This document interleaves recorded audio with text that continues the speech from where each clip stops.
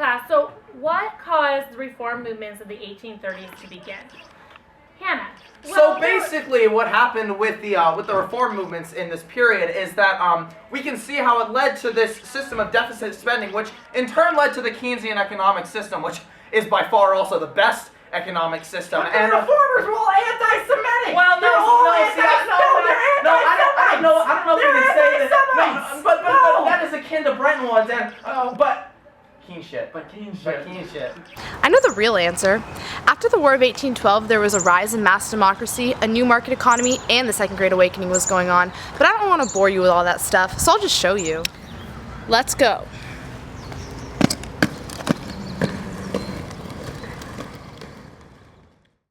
Andrew Johnson hit it up one time. Hit me. Yeah. Yeah.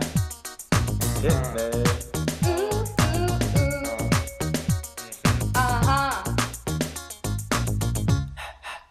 Let's talk about change, ladies. Let's talk about reforming. Let's talk about all the good things and the bad things in society. Let's talk about slaves. Let's talk about schools. Let's talk about girls. Let's talk about God. Let's talk about religious revelation all around the nation, how it spread by communication. Baptists and Methodists set out on a search and increased members of the church. There was widespread belief in the second coming of Christ, known as Adventists or Millerites.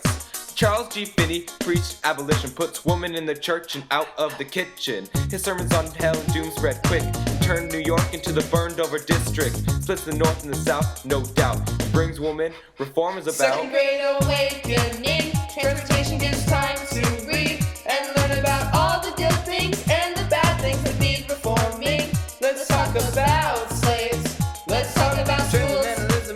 Let's talk about God. Let's talk about books. And here comes transcendentalism, brings about the row with Ralph Waldo Emerson, who say inner light can solve the national blight, and Emerson wants a clear national culture.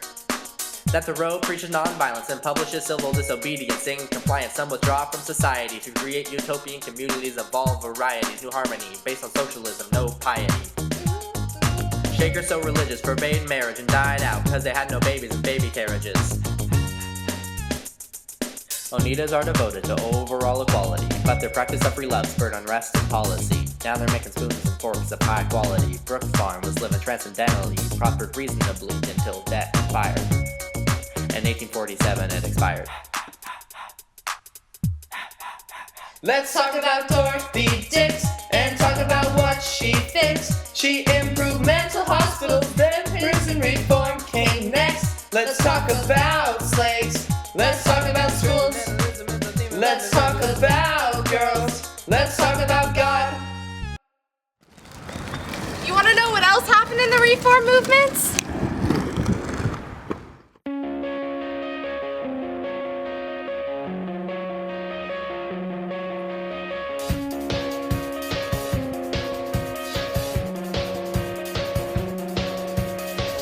Antebellum age, and now we're ready to shine. Gotta reform because society's wrong. Started out religious, how did it become temperance? Alcohol abstinence. Labor efficiency's weak, and families are broke. Maine makes the first law, women taking the ropes. Industry widens gap, they're at Seneca Falls, and it's for equal rights. But they want shorter dress now, not the summer sex now, letting the home go.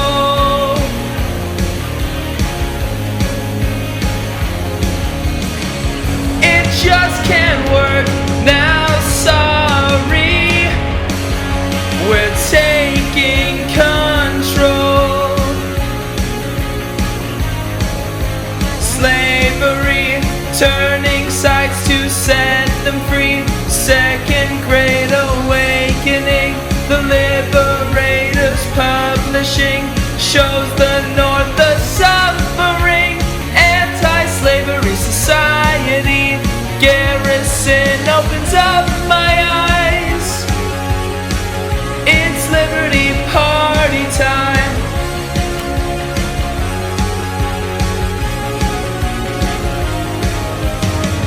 Douglas is in a rage, speaks on slavery firsthand. Gotta free them because God sees it all.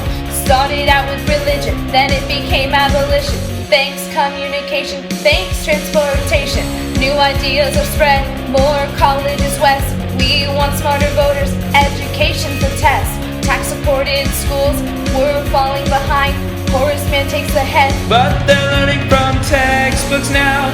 Literacy they possess now. To McGuffrey we owe. Cause we just can't stop improving. Women want school. Troy Seminary opens opportunity. Oberlin has equality. The South is falling behind. Adults want libraries. Give me Lyceum lectures, please. Science, literature, philosophy. All improve society.